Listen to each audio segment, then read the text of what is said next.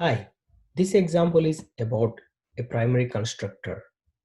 Here we have a class account and the parameters are ACC name and ACC val. So a primary constructor comprises of constructor parameters, methods that are called in the body of the class, statements and expressions that are executed in the body of the class. For, for parameters, the mutator and accessor methods will be created by Scala.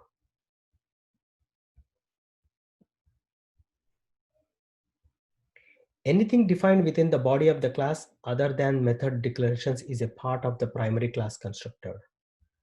Because auxiliary constructors must always call a previously defined constructor in the same class, auxiliary constructors will also execute the same code.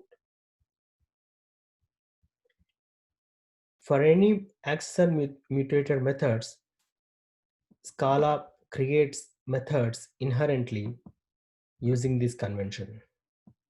For example, ACC name method will be something like this. ACC name underscore $EQ.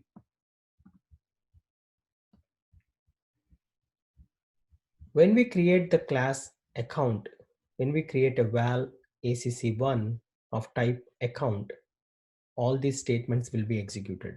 So you can see begin, home is printed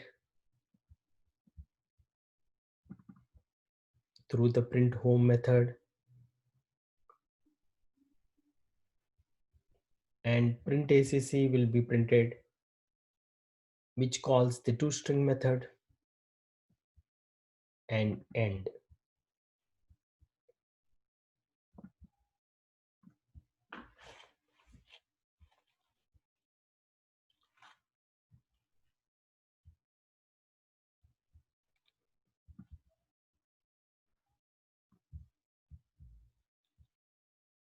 Thank you.